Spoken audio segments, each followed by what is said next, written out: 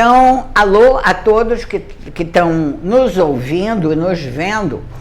Este é um conjunto de gravações de entrevistas a professores mais antigos do Instituto de Computação, Memórias e Histórias, para que juntos descubramos tudo de lindo e tudo de horroroso que aconteceu ao longo da nossa história, desde a criação da computação na Unicamp. Meu nome é Cláudia Balzer Medeiros, sou uma das professoras mais antigas que vai conduzir essa série, que ela é produzida pela funcionária nossa Cristiane Camargo, com o auxílio de cameraman, de homem de som, o André e o Bruno. Então, vou começar, estamos começando a primeira gravação da série com o nosso querido professor Edmundo Madeira, um dos professores mais antigos e mais queridos do Instituto.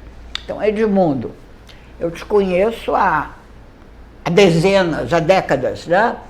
Conta um pouco de como, que eu me lembro, vou te dizer o que eu me lembro da sua vida. Você fez engenharia civil na Unicamp, depois, eu não olhei tua vida, não. Você fez mestrado e doutorado, mestrado no Instituto de Computação, doutorado na Engenharia Elétrica, não é isso? Isso. Em primeiro lugar, o que te levou a fazer engenharia civil? Era aqui no campus ou não era? E depois, como é que você resolveu fazer computação?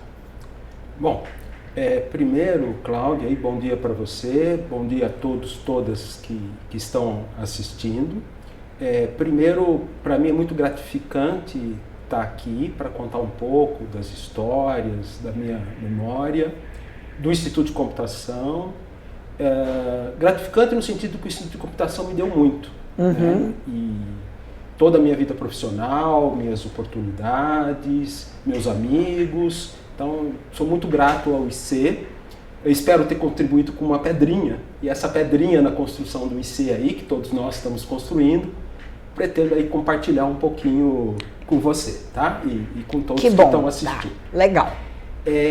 Então, minha formação, como você já disse, é de engenheiro civil.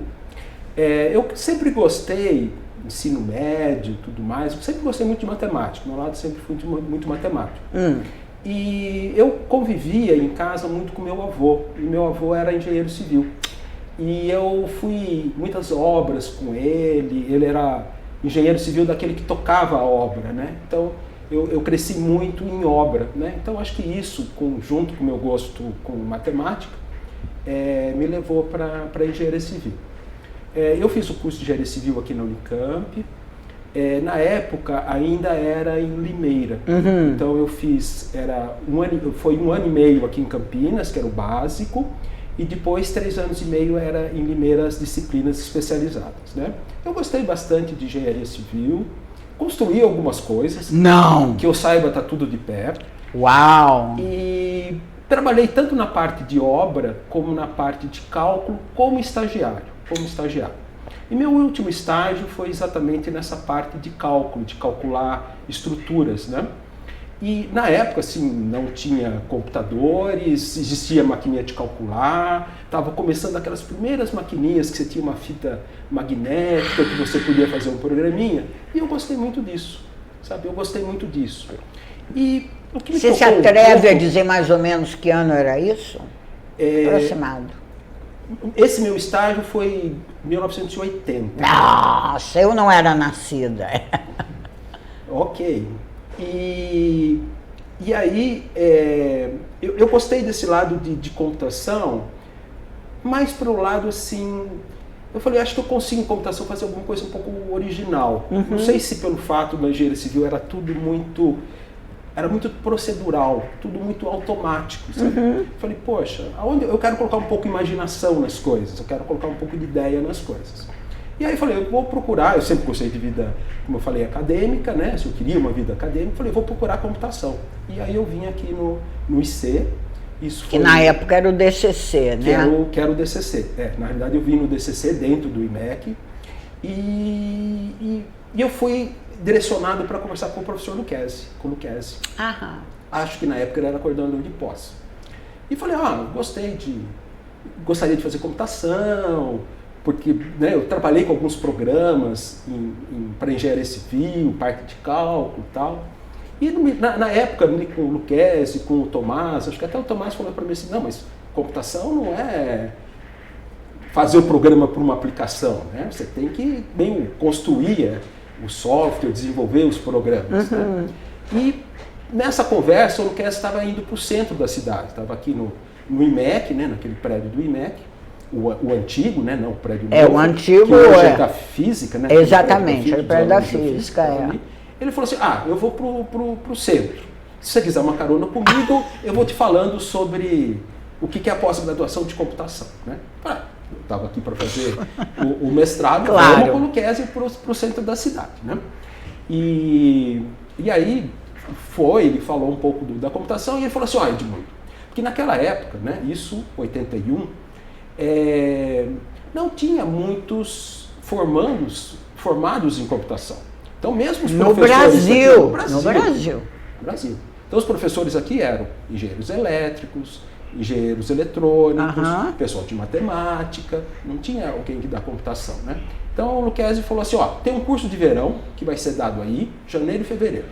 Se você for bem no curso, eu te arrumo uma bolsa de mestrado. Uau! Aí eu falei, vou fazer esse curso de verão. E eu vim aí, foi o Hans que deu o curso.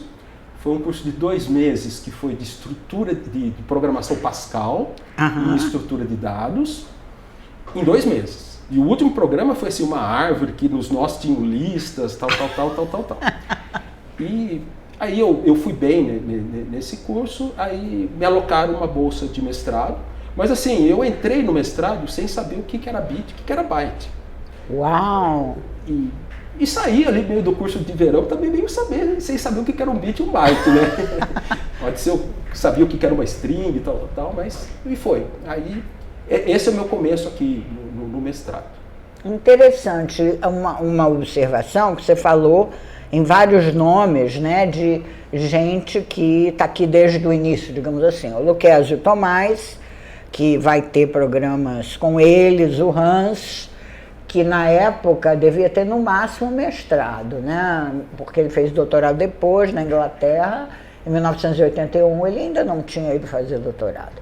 E os professores nossos, inclusive da pós, eram muitos, como você disse, alguns nem doutorado tinham, não é isso? Na pós-graduação, eles tinham doutorado, era o Tomás Lucchesi, que eu comentei, o Célio, talvez, o Célio, Machado e o Istvan. O Istvan também. Tá certo. Passei por aula do Istvan. E aí, você começou a fazer o mestrado, quem era o seu orientador? Então, meu orientador de mestrado foi o Célio. Eu fiz na parte já de redes de computadores. E assim, eu me considero assim, meio como uma segunda ou terceira geração, não sei se pode falar de geração, que construiu o IC, né? Então acho que assim, a construção do IC foram com esses nomes que a gente comentou aqui, né? Lucchesi, Tomás, o Célio, Machado, talvez principalmente, mas existe uma outra segunda geração, não sei se é ainda da primeira, Anido, da Rabi, Hans, que estavam aí eu não vou me lembrar, alguns estavam saindo do doutorado, outros estavam já voltando do doutorado, e depois vem essa minha geração, com talvez eu, a Beatriz... Você é segunda e meia. Segunda e meia, né? Agora me diz uma coisa, você aí fez o seu mestrado em redes, que aliás até hoje é a sua área de pesquisa, quer dizer, você se apaixonou e aí ficou, não é isso? Depois de uma carona. Depois de uma carona. Então, a que época que você virou professor, deixou de ser um aluno e se tornou professor? Se tornou professor. A gente fala em DCC, é Departamento de Ciência da Computação, tá? Que foi criado em 67, se não me engano, e o nosso curso de graduação foi criado em 69 e é o mais antigo da América do Sul. Então, continuando, tá? Você foi contratado enquanto fazia mestrado ou logo depois? Como é que foi a questão da contratação? Eu fui contratado durante o mestrado, quando eu já estava fazendo minha dissertação de mestrado, que era na área de redes, exatamente pelo fato de não ter muito professor com doutorado que pudesse aplicar aqui para entrar no DCC, né? Duas observações um pouco sobre isso, é que ao trabalhar sobre redes, eu assim, tive a oportunidade, tanto aqui no mestrado como no doutorado na elétrica, trabalhar em redes exatamente no início, bem no início da rede. Então eu tive, na realidade o que eu falo, essa grande oportunidade de ver o desenvolvimento tanto de computação como de redes. Para você imaginar, quando eu fiz o mestrado, foi mais ou menos a época que estava saindo os protocolos TCP, IP, UDP, ou seja, o meu mestrado não tinha TCP, UDP, que é a base de tudo que há em redes hoje, protocolo de comunicação. Né? Inclusive no mestrado eu acabei colocando algumas coisas do que seria um protocolo de transporte tipo TCP. Fez parte um pouco da dissertação, você lembra que naquela época a dissertação no IC, agora também, mas naquela época precisava bastante originalidade, não só isso, tinha uns exames de qualificação dificílimos. Bem pensados. Então, tanto no mestrado quanto no doutorado, eu tive a oportunidade de meio acompanhar também o início. O doutorado que foi mais para redes industriais, né? Também foi a época, por exemplo, que começou a sair o HTTP, o Web, o Mosaic, então também não tinha muito esse tipo de suporte. E o segundo ponto que eu sempre gosto de dizer, que eu acho que é interessante, você falou, você entrou sem mestrado, né, aqui no IC. Isso. Eu sou um professor que passou por todos os níveis MS. Eu fui MS1, MS2, MS3, MS4, MS5 e MS6. Porque hoje, né, as coisas... Hoje você só entra se tiver doutorado. Não existe mais o 4, embora não existe mais o 4, os horizontais. Então, também passei um pouco por isso, por passar por todos e ver um pouco qual que é a diferença entre os níveis. Para quem está assistindo, que não conhece como é o sistema da Unicamp, o MS1, na época, né, só tinha graduação, o MS2 com mestrado, o MS3 com doutorado, daí por diante, promoções por concurso ou mérito de quem já é doutor, não é isso? E você fez os 6. Passei por 6 níveis. Precisa de mais uma mão para mostrar todos os níveis da sua carreira. E deixa eu só seguir para o doutorado, e depois eu gostaria muito de voltar nessa questão do seu sentimento de como a área toda de redes, que é a sua área de pesquisa, evoluiu, né? E aí, depois de algum tempo já defendendo o mestrado, professor aqui, você foi fazer doutorado na engenharia elétrica. Isso. Não é isso? Isso. E o seu orientador, quem foi? Manuel Mendes Jesus. E ele trabalha, né? Com a parte de redes industriais. Tá. E aí eu trabalhei mais, assim, para quem é de redes, mais geral, que todo mundo conhece, tem camadas mais baixas, tem camadas mais altas que estão perto da aplicação. Eu trabalhei nessas camadas mais perto da aplicação. No mestrado foi mais o nível básico, básico. E você terminou seu doutorado mais ou menos em que ano? Em 91. Tá bom. E isso daí, eu entrei no DCC em 85, então você já era professor, né? E à medida que a área foi evoluindo, o que foi mudando? Quer dizer, porque, por exemplo, a internet foi uma grande revolução para todo mundo, né? Que mais que teve de revolução que você assistiu? E comente um pouco sobre isso. Na área, né? O que eu costumo sempre dizer é que essa parte de comunicação, de redes, evoluiu muito rápido, como eu estou dizendo. Por exemplo, TCP, UDP é da década de 80, então é muito rápido. Eu, quando era garoto, e aí eu não preciso dizer o ano, né, Cláudia? Não, ninguém nem sabe. Era antes do ano 2000, bem antes. Certamente, né? Claro.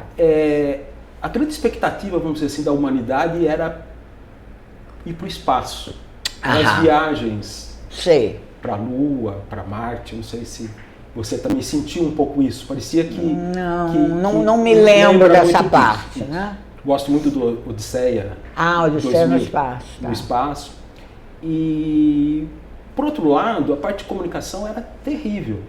Fazer um interurbano era caríssimo. Eu lembro. Nossa, telefone. A gente não conseguia ter telefone, não tinha telefone. A gente não tinha telefone. Então, parece eu estou falando telefone fixo, né? Daqueles de discar. De discar. Então, eu assim... por um lado, né, aquilo que a gente esperava, eu acho que não evoluiu tanto, essa parte de ir para o espaço. A ideia que tinha era que depois de 2000 a gente ia para a Lua passar um fim de semana. Né? Por outro lado, a comunicação evoluiu. Então, e eu entrei exatamente nisso que evoluiu muito rápido. Então, a gente tem essa internet, que eu acho que a grande coisa boa hoje, um ponto muito positivo, é a ubiquidade da internet. A internet chega em todos os lugares, a toda hora você tem acesso. Então, isso eu acho que é uma transformação assim, muito grande. E isso foi graças, né, no fundo, ao IP, que foi meio... Todo mundo concordou em usar o mesmo endereço. Então, todo mundo consegue se conectar. Um protocolo, digamos, um conjunto de padrões consensual mundial. Mundial. Foi a cola. Vamos dizer, eu costumo usar que o IP é a cola da internet. Aham. E eu e outras pessoas também, né? Então, esse eu acho que é um grande ponto. Eu acho que, assim, em termos do que eu trabalhei e vi, assim, esse amadurecimento, essas mudanças, muito é com relação à rede sem fio, né? Então, Wi-Fi, redes celulares, em que a gente, como eu falei, tem acesso a todos os lugares, a todo o tempo. Cada vez a gente está tendo com mais, né, taxa de transmissão. Então, eu acho que isso é uma grande evolução. Eu tive vários alunos que trabalharam com rede sem fio, então eu via a rede sem fio crescer, né? Eu via a internet, por exemplo, acesso residencial, não sei se quem que vai lembrar, mas do acesso discado, né? Que você usava o telefone fixo. Você usava o telefone, ligava num modem e era um horror. Sei lá, 64 kbps por segundo. E hoje você tem esse Wi-Fi, essa ubiquidade. Eu acho que isso foi uma parte que eu pude viver bastante, que eu gostei bastante. E acho que também muda muito as pessoas hoje. É o telefone celular, né? Eu acho que isso a gente não pode... Nossa, nem falho. Pode discutir no sentido de que ele tem mais poder do que aquelas máquinas super antigas, né? E uma capacidade muito grande, essa facilidade de acesso, né? E eu acho que isso é a última grande revolução aí que a gente vivenciou, é essa parte do celular, e eu participei praticamente, né, mais nessa parte da comunicação, mas um pouco também em termos de aplicação, entender. Eu acho que isso é uma parte bastante importante. Nossa, e me diga uma coisa, isso com relação à evolução de pesquisa e tecnológica. Depois eu quero falar um pouco da sua pesquisa, mas agora eu quero fazer uma volta ao passado, porque além de ser um pioneiro da área, né, aqui no Brasil, mas inclusive tudo que você está contando, você também, como eu já falei, é um dos primeiros professores, né, dos anos 80, que ainda está por aqui, inclusive dando aula, e não se aposentou, né? Então, como é que era o ensino de computação, ou DCC, na época que você entrou? Tem alguma fofoca para contar para a gente? Como é que é? Eu não sei se eu tenho alguma fofoca para contar. Fofoca computacional. Mas assim, por exemplo, como a gente já comentou aqui, não eram muitos professores. É verdade. E as disciplinas são muitas. Então, quando eu entrei, assim, eu já deixei meio claro que eu não vim de computação, de engenharia de civil, né? Eu não fiz curso de computação como aluno, mas eu quase que fiz curso de computação como professor. Porque dei aula de sistema operacional, dei aula de arquitetura, dei aula de linguagens, de programação. E deu aula de estrutura de dados? De estrutura de dados, de programação. Eu dei um conjunto bastante grande de disciplinas. E isso os outros professores também faziam. Então, em muitas aulas, né? Muitas assim, aulas. Um ponto positivo que eu vejo no IC desde o início, na verdade, 2 pontos positivos. Um, eu acho que é a unidade. Eu acho que os professores daqui, ali no início, eram muito unidos. E a segunda parte que você fala sobre o professor é preocupação com a aula. A gente sempre preocupou em ser uma referência, em ter um ótimo currículo e em dar ótimas aulas. Então, acho que esse foi um ponto positivo.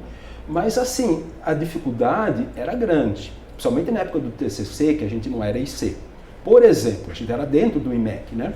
Por exemplo, Xerox, a gente ganhava uns tickets de Xerox. Isso. Só que os tickets não davam nem para as coisas da aula. O resto, a gente pagava do bolso da gente. Se você queria distribuir alguma coisa para o aluno, você tinha que, você mesmo, pagar. Né? Então, assim, e era meio geral, não era só no IMEC, né? Era meio geral, né? Só interrompendo, quer dizer, na época, a computação, o Departamento de Ciência da Computação, ficava dentro da matemática, Instituto de Matemática, Estatística e Ciência da Computação na época, IMEC. Né? E nós viramos instituto em 94. Só para dizer isso para esse primeiro vídeo. Em 96. 96, pronto. É a idade que está oprimindo. Obrigada. Então, você fala, por exemplo, da dificuldade e da precariedade da infraestrutura, né?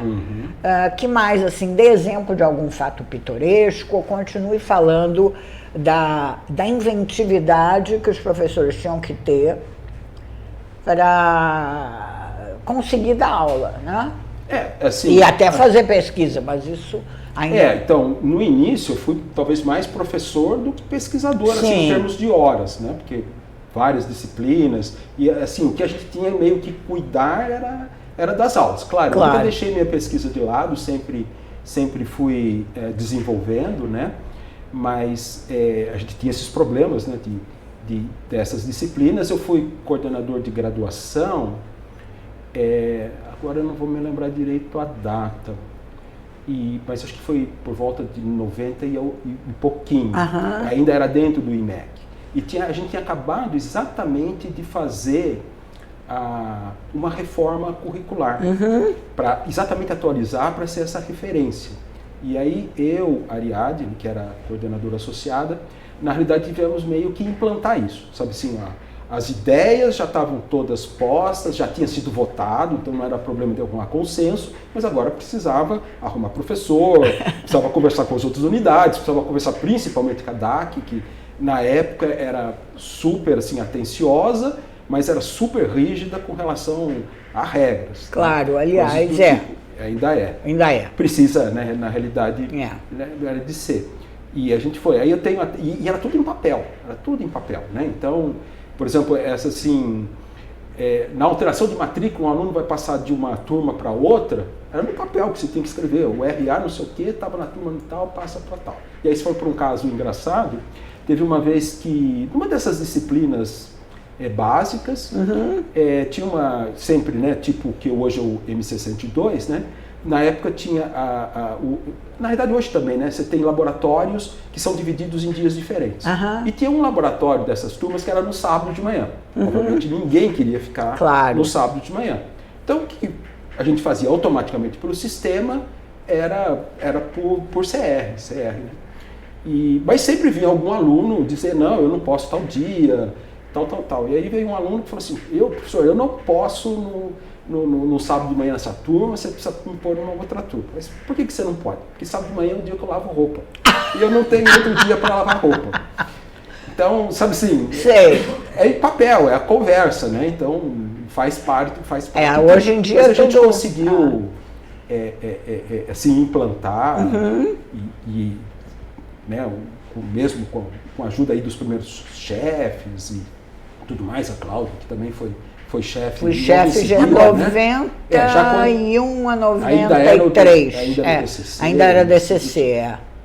Também naquela época, além desse fato, dos fatos pitorescos associados à tramitação em papel, você me falou que aqui no DCC foi criado um time de futebol. Não é isso? Você está com a camisa do time de futebol? Não, é isso? eu estou com a camisa do LRC. O que é?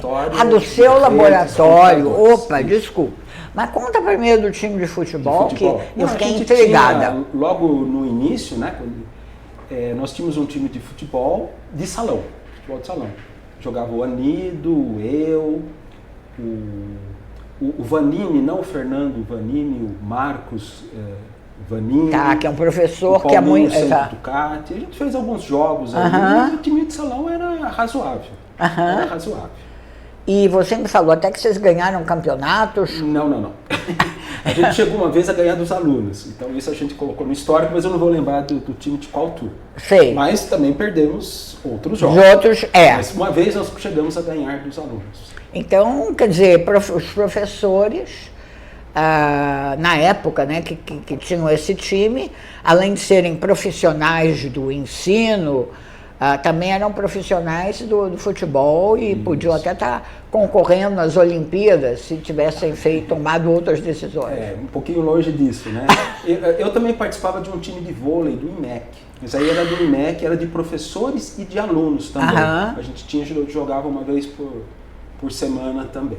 Mas o que estava mais assim formadinho, que tinha as pessoas, era o time de futebol. E você lembra da década do time de futebol? Isso aí deve ser década de 80. Tá. Talvez final de 80, por aí. Nossa, que coisa interessante. E porque você gosta de esporte, eu gosto né? De futebol, todo mundo sabe. Todo mundo sabe que você gosta de futebol. E me diga uma coisa agora, com relação à sua pesquisa. Você disse, estou aqui com a camiseta do LRC. Laboratório. Isso. Vira assim para a câmera ver, fazer menino propaganda, tá certo? LRC. O que é LRC? LRC é o Laboratório de Redes de Computadores. E aí eu comecei aqui, né, o trabalho de redes. E logo depois veio o professor Nelson, né? O professor Nelson Fonseca. E ele veio nos anos 90, né? Isso, na década de 90. Na década de 90.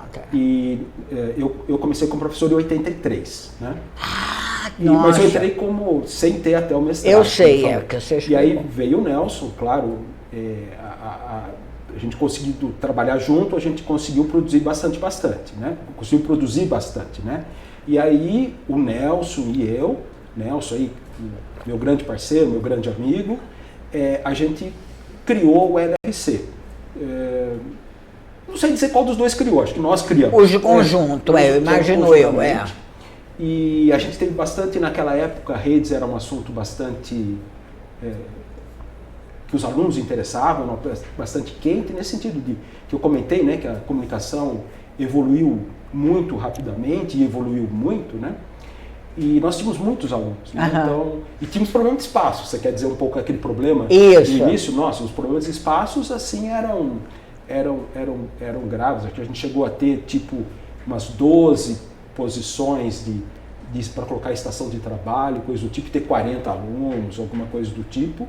E o LRC, em particular, uma coisa positiva do LRC, que os alunos gostam de ficar lá. Tem laboratórios muito que as pessoas trabalham em casa. Hoje em dia, né? Hoje em dia.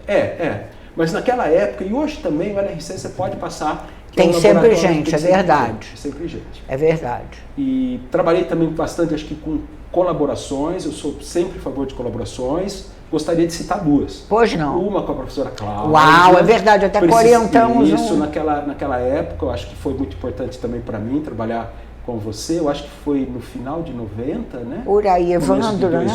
2000. A gente teve um aluno de doutorado conjunto, foi. O Evandro. Que hoje em dia é professor lá no Sul. No Sul, no Paraná. Isso. E tivemos que é um caso interessante, eu orientei um aluno que era casado com uma aluna que a Cláudia orientava. É verdade, o Alain e a Andréia. Andréia. Então, acho que... A Andréia orientava e você orientava o Alain. Então, e hoje os dois estão na Embrapa. Os dois estão na Embrapa. E acho que foi muito bom. O LRC, né, eu acho que... Eu sempre costumo dizer que tem eu e o Nelson como sênior, né? Sem dúvida. Mas eu acho que nós estamos numa ótima proporção aí no sentido de balancear as experiências, que tem o Luiz, que foi o BIT, né? O Bittencourt, que fez o doutorado comigo, talvez o meu grande aí coautor, ou não sei se eu sou o coautor dele nos trabalhos, mas eu acho que é o grande trabalho com ele, o Leandro, que chegou depois também para o laboratório, também tem vários trabalhos com ele. E tem o pessoal novo entrando agora, né? Tem o Carlitos, o Carlos, né?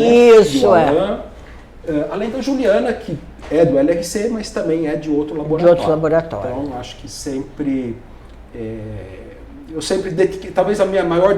Eu acho que eu ofereci para o IC algo meio balanceado em todas as áreas, assim, do tipo, um pouco de administração, talvez um pouco mais de graduação, um pouco mais de pesquisa, mas eu ofereci outras coisas. Mas talvez pesquisa foi onde eu talvez tenha dado mais contribuição, ou graduação, que eu sempre também investi. Na verdade, Note, como você bem falou, você é um dos que ajudou a criar, né? Pode não ser geração 1, geração 1.5, 2.0, não sei. É muito difícil avaliar porque houve um crescimento muito grande nos anos 80, né?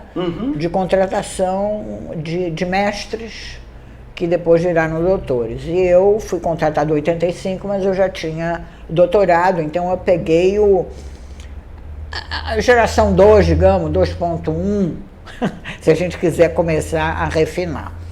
Agora, do ponto de vista, assim, você falou da dificuldade de infraestrutura, falou da infraestrutura tanto computacional, né, quanto de espaço, móveis, xerox, né, coisas que hoje em dia ninguém avalia. Hoje em dia, quais seriam as dificuldades que você apontaria? Aqui, talvez na Unicamp ou no Instituto de Computação? Então, eu acho que, assim, essa parte mais física, né, falta xerox, falta espaço, falta computadores, eu acho que a gente está bem servido. Claro que não é só, mas se você olhar as duas últimas gestões de administração da diretoria, veja quanto que foi construído, quanto que está sendo construído, né? Hoje, o que eu sinto um pouco mais falta é de recursos humanos. Não que recursos humanos não tenham capacidade de fazer as coisas, mas eu acho falta de recursos humanos na universidade, principalmente alunos. Eu acho que hoje faltam alunos de mestrado e doutorado. Eu acho que, por exemplo, o potencial que nós temos como professores no IC para orientar alunos, a gente poderia ter mais alunos. É verdade. Mas isso, eu acho que as últimas diretorias têm até feito várias ações e incentivos nessa direção. Mas isso passa muito por uma política nacional, isso passa muito pela área de computação, demandar muitos profissionais, principalmente, como você até falou, depois da pandemia, mais profissionais de computação são necessários. É verdade. Então, o que eu sinto mais falta hoje é mais essa parte dos recursos humanos. Tem a capacidade, mas a gente precisaria ter mais, a gente tem uma potencialidade maior. Mas note que isso, é claro, você está sempre no meio de muita gente, de muitas universidades, né? E você sabe que isso é um fenômeno nacional. Nacional. Até que a Unicamp está bem, assim, está menos pior, assim, nesse caso. Eu vejo situações muito mais complicadas. E acho que, assim, essa saída, ter esses hubs, né, que a gente está tendo, Viva Bem, do RIAC, eu acho que são oportunidades para trazer mais gente, mas oportunidades muito boas, e eu acho que ataca o ponto principal. É verdade, Agora, me diga uma coisa, você falou de colaborações nacionais e internacionais. Eu acho que isso é hiper importante.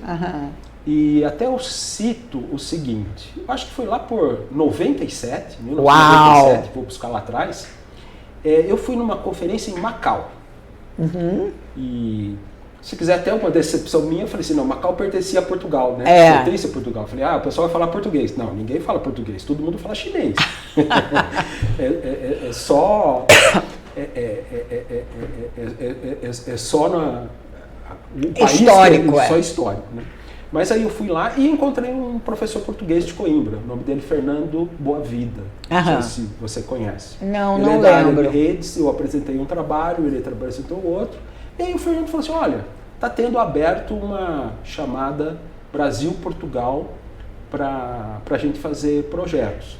E tanto ele como eu, de dentro de redes, nós somos mais de gerência de redes. Porque redes tem a parte de segurança, tem a parte de gerenciar, e tem parte, por exemplo, de transmissões mais específicas, multimídia. E eu sou mais dessa parte de gerência, embora a gerência engloba, claro, multimídia e tudo mais.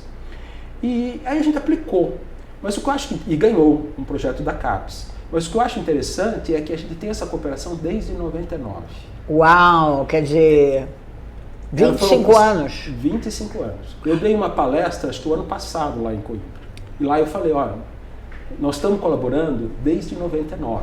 Mudaram um pouco, assim, incorporaram pessoas. O claro. da vida continua, mas aí vem, por exemplo, de redes, o Edmundo Monteiro, a Marília Curado, e mesmo aqui, né, os professores, as professoras de engenharia de software também têm colaboração com lá, mas é uma colaboração assim que ficou... Que coisa interessante. Que eu achei interessante, que ficou pelo tempo.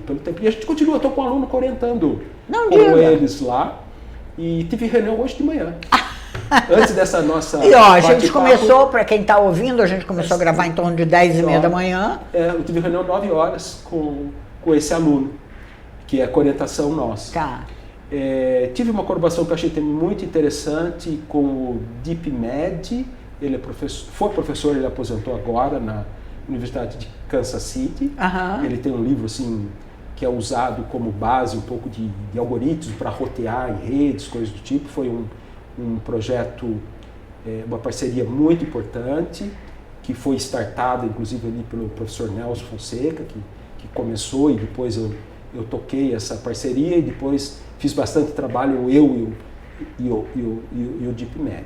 E agora eu estou com uma parceria com o Aveiro, do Carlos Sena, que foi um aluno que fez doutorado. Eu lembro dele, Agora ele é professor no Instituto de Telecomunicações de Portugal. O Instituto de Telecomunicações em Portugal tem várias cidades, mas a matriz é em Aveiro. Então ele está em Aveiro e a gente está trabalhando com a parte de cidades inteligentes. Que é uma outra área que está bem quente, né? Eu, como é histórias e memórias, né? De histórias e memórias, você já mencionou um pouco do que era quente no passado, que era toda essa parte de protocolos, do início, né? Da invenção das redes de computadores, e você também mencionou vários tópicos quentes de pesquisa na sua área hoje em dia. Como é que você vê o que poderia ser quente no futuro? Porque a futurologia é sempre difícil, né? Mas um exemplo. Tá, ok. Lembrar aqui que eu falei que quando eu era jovem se pensava que ia para a Lua, mas na realidade hoje... Isso! Talvez a gente deixe a internet chegando na Lua, né? Mas não nós. Parece que vamos, dessa vez vamos, né? Vamos. Não, com certeza, com certeza. Não, acho que assim, o que a gente olhando para frente, né? A gente vislumbra mais como um potencial. Eu acho que essa questão da inteligência artificial, né? Isso. Isso, inclusive, na área de redes também, mas não só na área de redes. Hoje nós estamos, né, na geração 5G, né, da quinta geração, que ainda não está totalmente especificada, ainda falta um pouquinho de especificação, e está sendo implantada em vários países, mas não totalmente, assim, não é no país todo, são poucos países que têm a cobertura no país todo. E hoje, em pesquisa, nós estamos já no 6G. E o 6G entra a inteligência artificial em todos os níveis. De novo, essa ideia de protocolos, vários níveis, parte mais física, mais de roteamento, mais de aplicação. O machine learning entra em tudo isso. Então, o 6G, a gente tem essa parte da inteligência artificial. Olhando fora de redes, eu acho que a gente está tendo a inteligência artificial está tendo a inteligência artificial em mais áreas, acho que vai ser aprimorado em mais áreas, e acho que o passo que a gente tem que trabalhar hoje é o passo de regulamentação. Onde IA pode ser usada, onde IA não pode ser usada. Sabe, os mecanismos existem, vão continuar existindo, vão ser aprimorados, mas nós podemos começar a dizer um pouco onde, né, assim, em termos de regulamentação, onde se pode, onde não se pode. Onde se pode, vamos aproveitar bons resultados. E o segundo ponto que eu também coloco, vou no 6G, mas também saio de redes, é a parte de sustentabilidade. A rede 5G, por exemplo, é uma rede que consome muita energia. Então o 6G que vem por aí vai ter que ser uma rede mais sustentável. E isso a gente vê também nesse sentido, né, de ter uma computação mais sustentável, ter uma computação que a gente fala mais verde, que reaproveite equipamentos e assim por diante. Então, que não, quer dizer, que tem uma questão de consumo de energia, de geração de CO2, que inteligência artificial... Quer dizer, eu tenho uma certa birra do nome inteligência artificial, porque virou uma espécie de uma panaceia, né? Em que pessoas que não entendem nada do assunto, elas inserem a inteligência artificial na conversa e quando conversam com gente que também não entende do assunto, fica talvez uma conversa de surdos, né? E cada um está achando que o outro é o máximo, né?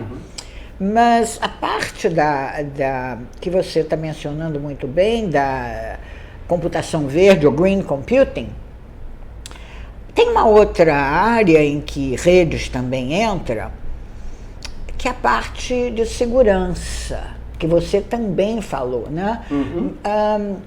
Você trabalha nisso, segurança de redes ou não? Então, a parte de segurança de redes é uma parte fundamental hoje. Você sabe, quando foi criado a internet, na realidade a internet vem de uma rede americana chamada ARPANET. Um dos princípios da ARPANET é o seguinte: vou oferecer comunicação entre pessoas confiáveis. Ponto. Essa é a premissa da ARPANET. Pessoas confiáveis. Pessoas confiáveis. Ou seja, a computação e redes, a comunicação surgiu de um conceito que pessoa também existe. Não só pessoa, mas como assim, entidades. Mas o que eu quero colocar é que eram confiáveis. Não precisava tratar problema de segurança, porque as pessoas são confiáveis. É nesse sentido. Pessoas confiáveis, entidades confiáveis. Claro que a internet não é assim. Se for para ser alguma coisa, até talvez o lado contrário. Né? Então tem toda uma área de segurança muito grande. Eu não sou especialista em segurança, né? Que no IC nós temos vários professores que trabalham de segurança. Eu não, mas já trabalhei um pouquinho. Eu tive um trabalho de segurança muito interessante. Acho que você conhece um aluno que fez mestrado meu chamado Kleber. Sim. Né, ele, a Luciana. Eu fiz sobre intrusão. Exatamente, há muito tempo atrás, mas era exatamente aplicar a inteligência artificial para descobrir comportamentos estranhos na rede e dizer, provavelmente aconteceu um problema de segurança. Então, segurança é fundamental. Note, a internet não foi construída considerando esse princípio, então tudo vem depois, tudo teve que meio ser remendado para colocar. E é importante, mas não é a minha área. Entendi, não, era mais uma curiosidade. Mas pelo que você acaba de me contar, lá nos primórdios, não havia tanto esse problema, não se concebia, talvez por causa da tecnologia, ainda está tudo começando, né, que haveria hacker, que haveria fake news, que haveria invasões de todos os tipos, né? O que havia de perigo que ameaçasse o mundo computacional? Você lembra de algum dos anos 80? Então, assim, a ideia inicial era ter a parte mais colaborativa. Mas a internet surgiu para colaborar pesquisadores. Porque, lembra, ela começou mais com a parte acadêmica, não comercial. ARPANET, então a ideia era, olha, vamos dar um ambiente para as pessoas colaborarem. Né? E esse foi o princípio.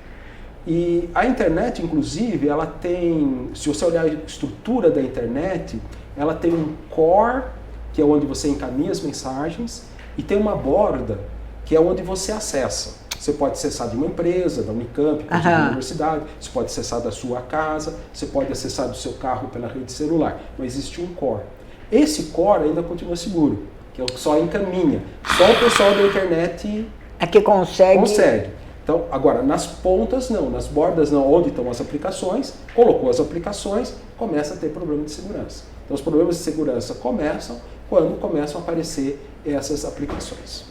E os problemas de segurança, eu sei que não é a sua área, eles são devido a pessoas ou tem problemas, por exemplo, de um software que nem é malicioso, mas alguém se enganou, ou algum dado que foi destruído, que existem a principal fonte, ou a mais comum, são pessoas não confiáveis. São pessoas não confiáveis. Mas aí pode ser a pessoa diretamente atuando ou pode ser num software que ela coloca. Que ela desenvolveu. Mas é o software que está lá. Tá. Então, olha, Edmundo, eu antes de terminar, você começa a pensar em outras coisas que você gostaria de contar, do passado remoto ou do futuro remoto, e eu trouxe, como você falou até, que já está numa colaboração há 25 anos, eu trouxe para mostrar aqui para o público 2 camisetas dos 25 anos, na época da computação na Unicamp, o DCC, tá certo? E este ano, no 2024, nós estamos comemorando 55 anos, né? Então, tinha 2 cores de camiseta, com um logo do Instituto que, na época, era rosa e cinza. E depois virou azul e cor de abóbora, e isso é uma outra história, né? Isso também, você lembra dos 25 anos? Lembro. Eu não sei se foi, quer dizer, eu sei que fui eu que organizei, né? E tanto quanto eu saiba, mas não tenho certeza, foi a primeira comemoração de idade ou você lembra de ter tido outras antes? Aí eu não vou lembrar. Eu lembro de 25, não me lembro se teve alguma anterior ou não. Eu também não sei. Deixa eu ver que ano que foi isso. Enfim, tem 30 anos. Pronto. E aí, vou terminando, porque Histórias e Memórias, você está dando histórias super interessantes, né? E memórias super interessantes, com histórias para o futuro e para quem assistir daqui a 30 anos esse vídeo, né, vai estar vendo as suas previsões futurísticas, né? O que você tem mais alguma, você recebeu vários prêmios como professor, como pesquisador, você tem mais alguma história pitoresca, que eu gosto de chamar de fofoca, mas enfim, ou algo mais que você se lembra para contar? Acho que eu posso colocar 2 coisas e depois 2 pontos e depois fazer uma finalização. Perfeito. 2 pontos que eu gostaria de colocar. Uma é que também foi a convite do Anido, eu acabei sendo coordenador de um projeto Braftec da CAPES, de cooperação só para alunos de graduação entre Brasil e França. No nosso caso, era com a Universidade de Grenoble, Evry e o Telecom Sul de Paris. Tá.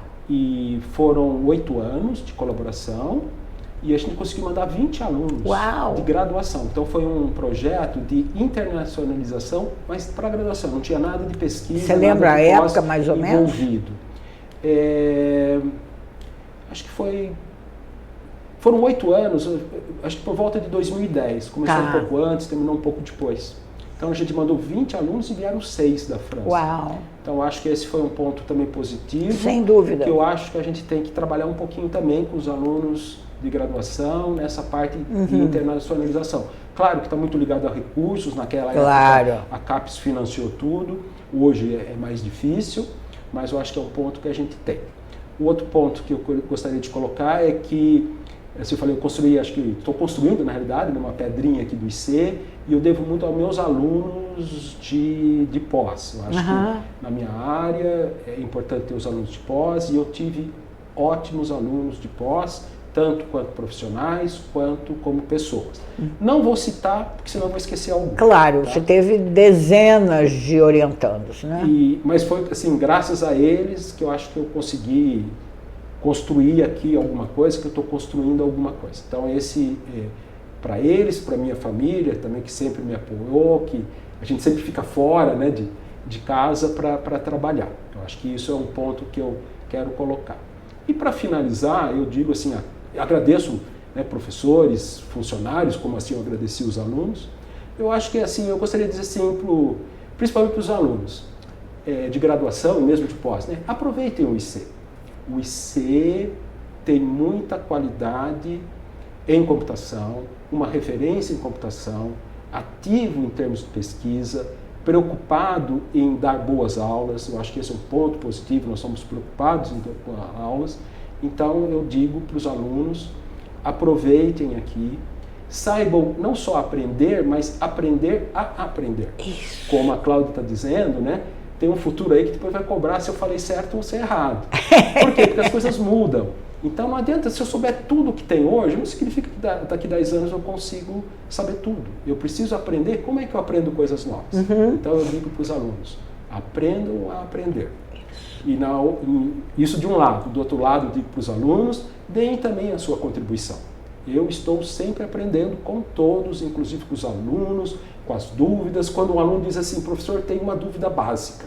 Eu falei, são as piores. Essa eu não vou saber responder. Então, contribuam de uma maneira bastante efetiva, de uma bastante séria. Queremos construir aqui o IC, né? Um curso, pessoas diversas, mulheres incluídas, pessoas de classes que não são representadas, a gente quer ter uma representação, estamos trabalhando por isso, queremos ter uma universidade com diversidade, ajudem-nos a isso, né? Inclusive a incluir as meninas na computação, aproveitem e ajudem a gente a construir. E muito obrigado, Cláudia, pela oportunidade. Não, Edmundo, sou eu que agradeço, inclusive essa última mensagem linda, você deixou muito claro algo que nem sempre é óbvio, mas que eu gosto de enfatizar, é que computação é gente, não é? Por mais que quando as pessoas pensam em computação, pensam em tecnologia, em máquinas, em programas, isso é construído por pessoas como você, que fala da sua pedrinha, mas eu diria que sua pedrinha é um pedregulhão. Então, no bom sentido, para a construção não só da computação na Unicamp, mas a computação no Brasil, com formação de gente de qualidade, que é no fundo isso que a gente quer.